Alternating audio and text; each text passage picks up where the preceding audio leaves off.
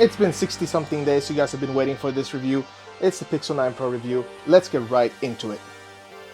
Let's talk about when this phone released and what the specs are. The Pixel 9 series released on September 9th of 2024, and the Pro version released with a price tag of 1,099 euros or $999. It came in 4 colors. This is one of them. This is porcelain. It came in obsidian, rose quartz, and hazel. And because we're in the future, of course, this phone does not have a 3.5mm headphone jack. It has a 6.3-inch display with 120 Hz and a peak brightness of 3000 nits. That means that this phone gets very bright. It also has even bezels all the way around and Gorilla Glass Victus 2 on the back and the front of the phone. The frame on this phone is aluminum, but it feels very premium. The whole design in general feels very, very premium, but more about that later. As we know, for the past few years, Google have been making their own chips, and Tensor G4 is the chip that they have chosen for the Pixel 9 series. It also has 16GB of RAM, ultrasonic fingerprint reader, and with the help of really good software, Google has managed to make the front camera able to do face unlock. And since this is the Pro version, it comes with a thermometer right here. As you can see, the little black part there, but more about that later, and an ultra-wideband chip, meaning that you can use this as your car key if you wish to do so. It's a 4,700 mAh battery that does support wireless charging and fast charging by cable, but we'll talk more about the performance later on in this video, as well as the cameras. It's a 50 megapixel camera, 48 megapixel telephoto camera, and a 48 megapixel ultra-wide camera as well. We're going to talk about picture quality and video quality later in the video. That's some of the specs of this phone. We're going to talk about a lot more throughout this video, and of course the topic of the future, AI. I know everybody's tired of hearing about it, even myself, but I'm gonna run through it real quick later in this video. Now that the boring part is done, let's get into what this phone is capable of and what I think of it. Let's go.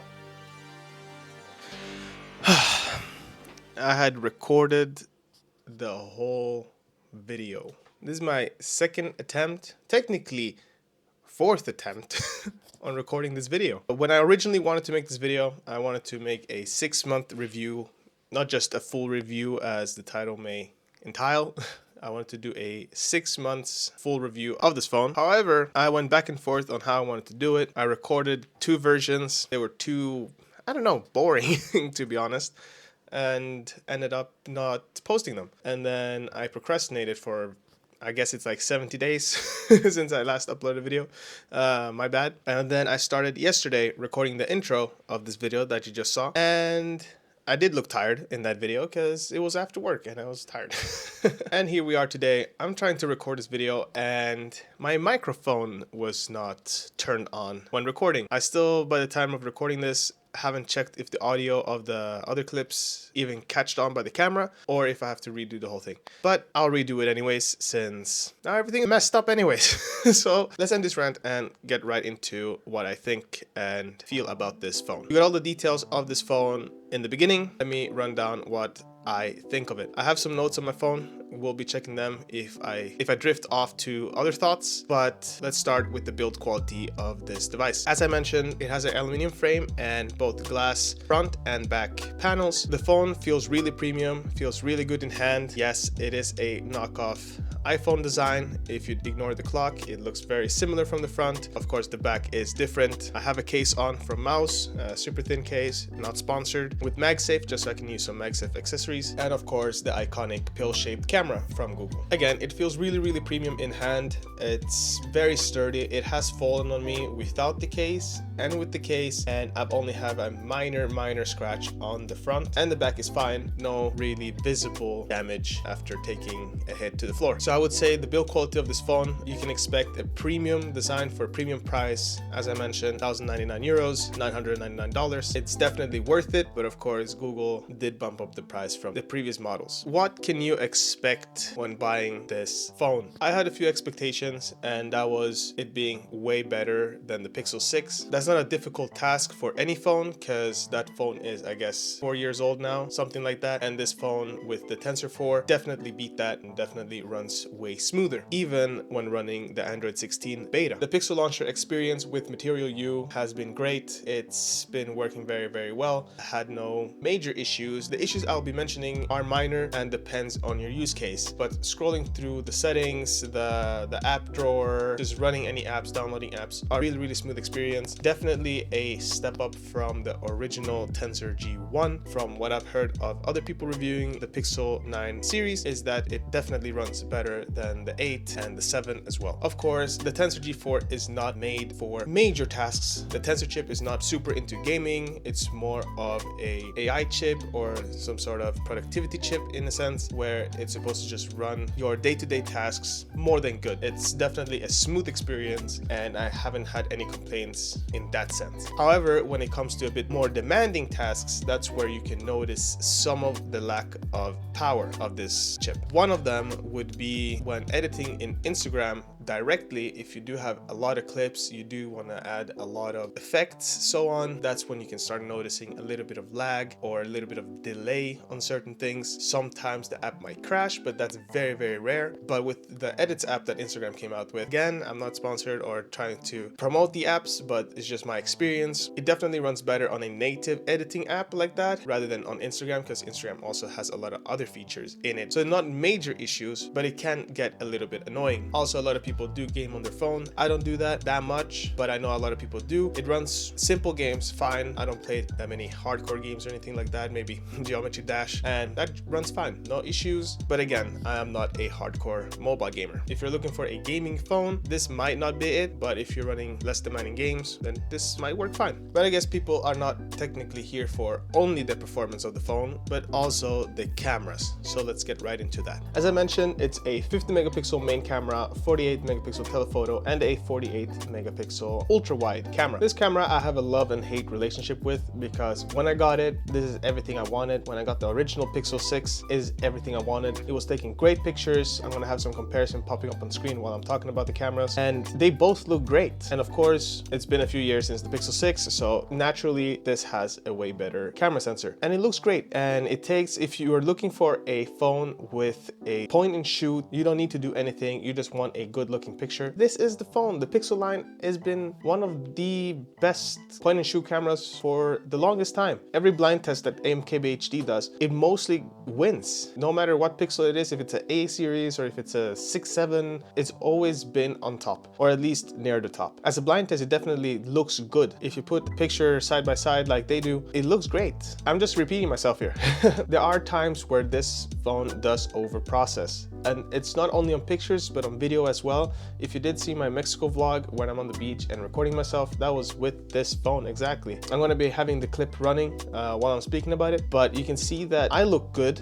Like the person looks good, but it's blowing out the background way too much. Same sometimes goes for the pictures, but a bit different. When you take a picture, it just processes everything to be that Google look, right? It's the post-processing software, AI, enhancement, improvement, whatever you want to call it, from Google when you take a picture with their cameras. It looks better in the 12 megapixel sensors that they used to do, and I don't think they have fully managed to tweak their software to work with the 50 megapixel sometimes, but I'm talking maybe just 10%, right? Most of the point and shoot pictures I have taken, or if I start adjusting some of the settings when I'm taking a picture, it looks great. But it's just that one time where you're like, oh, I want to take a picture here right now, and you take it and it just over processes, and I don't know why, and I wish it had an option to turn it off at least sometimes. But at the end of the day, sometimes you can take the picture again and it does less, or sometimes I have had situations where you take it again and it just keeps doing the same thing, and you just have to give up and just accept how it looks. Or you can take a raw picture and edit it afterwards. I've started to take some raw pictures to edit afterwards just because I just want a specific look. I know a lot of people, regular people, don't do that and they just want a picture to point and shoot. But what I'm trying to say at the end of the day is that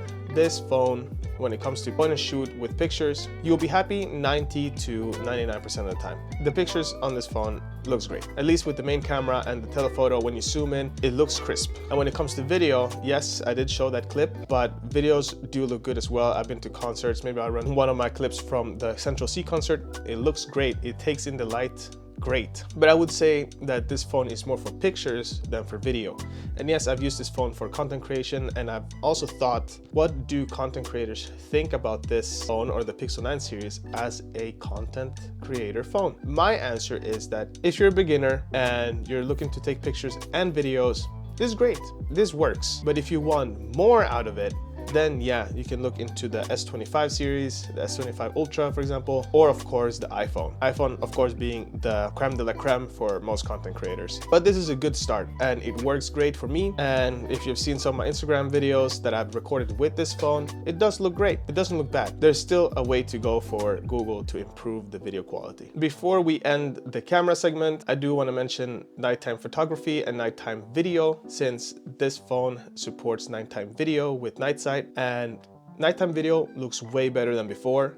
Definitely an improvement in that category, but is also not the best. Again, video already struggling a little bit. It looks workable, but I wouldn't recommend using it all the time because it depends on the lighting, how dark actually is it, but it definitely is better than a lot of other phones. Again, a feature I haven't used that much because I don't take that many videos at night, but I take more pictures during the night, and with night sight, everybody that has used the Pixel or used night sight on Android definitely know that night sight is a great feature during the night. Taking pictures with night sight is night and day. It brightens up the areas, but not that bad so it looks horrible. It's a nice balance, but of course you have the issue where sometimes it does too much. But again, a feature you might not use often, but good to have in certain situations. Before I jump into my conclusion, let's talk about the topic that everybody loves to talk about, AI. Yes, I'm sick and tired of it as well, but it's a topic that we just have to talk about these days, right? Like Gemini and features that is baked into this phone. Even the startup screen, when you turn on the phone for the first time, even makes the star into the Google logo, or the Google logo turns into the star. Gemini is of course the replacement of Google Assistant. I would say is just, compared to Gemini, is just so old now. So I have Google Assistant on my Nest Hub at home, and Gemini on my phone. It just works way better when it comes to home integration, turning on and off the lights, and talking to Assistant on my Nest Hub is just so slow and it doesn't understand half the time what I'm saying. Yes, Google has said that Gemini will be coming to the Nest Hub and other home devices, but not yet here in Europe at least. This will take some time, of course. Google always announces it very early, but it will take some time for it to actually happen. But some of the features that Gemini does on the phone is, of course, you can swipe from the corner or say, "Hey G," and it will activate, and you can tell it to, yeah, home integration. You can also ask it to make a timer, anything you would think about or would use Google Assistant for. You can even tell it to start YouTube Music and skip to the next song. I did try the playlist thing, but it doesn't always recognize what playlist I want, or it starts like a random playlist on YouTube Music, but it works very well. It also has an integration with Spotify. I use YouTube Music now since I have YouTube Premium. It just makes more sense. Yeah, I'm not gonna go on a whole rant about Gemini, but it's been very useful. It also does have Gemini Live, where you can just talk to it and have just a normal conversation with it as a normal person. You can also turn on the camera with it or share your screen with it, and it can tell you what you see or if you want any specific info. So if you take a picture of some medication you don't know anything about, it can even translate it if it's in another language. Very neat. I've used Gemini more than I thought. I thought this Gemini or like Google Assistant, I didn't use Google Assistant that much actually, but when it turned into Gemini, it was way more useful. Comparing it with Siri or the Apple Intelligence Siri, it just worked way better. My girlfriend is jealous sometimes when I can just talk to Gemini as a normal person and get so much info from it in comparison to her Apple Intelligence. And then we're here with my final thoughts. So what do I actually think about this phone? I have mentioned and hinted through it throughout the video, but let me just recap everything and just tell you what I think and if this phone is for you, the viewer. So build quality wise, like I said, great, feels premium, feels very nice, looks incredible. I love this design. I'm very happy that I switched from the 6 to this. The 6 only had 3 years of software updates, while this one has 7, both security and software updates. So I would say I wouldn't need to upgrade phone for a very long time. I'm into the tech space, right? I want the latest features, but I do not think I will switch to the Pixel 10 yet. I think the TSMC chip that Google is working on will probably be a lot better, but I guess there's still going to be work to do for them since it's just the first generation. So I would say if you are looking for a new phone, this phone does go on sale a lot of times. So again, if you find a good deal for it, I would suggest to get it. If you do have a old phone from like 2-3 years ago, even longer, it's very helpful, especially if you do like the AI features, if you do like the design, if you like the Pixel launcher, if you like Google in general, it just works well with the ecosystem, right? If you have Gmail, RCS, of course it supports, if you had an Android before, even with iPhones now, right? If you use Google Drive, Gmail, all that stuff. And this phone will definitely last you for a long time. As I said, 7 years of upgrades, so this will just be a good phone for a very, very long time. If you're a person that likes to take pictures and videos, also a good phone, as I mentioned. But maybe if you're doing more videos than photos, maybe you would like to look into other phones like the S25 Ultra or an iPhone. But if you're just looking for a point and shoot, good phone, this is the one, because that's what I was looking for when I got the Pixel 6 originally. I think everything I expected from this phone is what I got from it and more, especially with the Gemini integration, because I didn't know that I could use AI that much more often than I did with Google Assistant. But that's different from person to person. But I think overall, this is worth the price. That was my review. It wasn't the way I wanted to exactly do it, again, since my recording didn't work before. But I hope you guys enjoyed this video. It's getting a lot brighter in here, so I just had to turn down the light. Thank you guys for watching this video. I will mention that there's something missing on this wrist, and if you know, you know. If not, I'll see you guys in the next one, where I'll be telling maybe a bit more about where my something went. Don't forget to subscribe if you haven't already. More videos coming soon. Any links to Instagram and other things is down below. Don't forget to leave a comment if you think this phone is worth it, or if I missed out on some information that you would like to hear and I can answer them in the comments, or if you have any other phone recommendations, let me know. See you guys. Peace.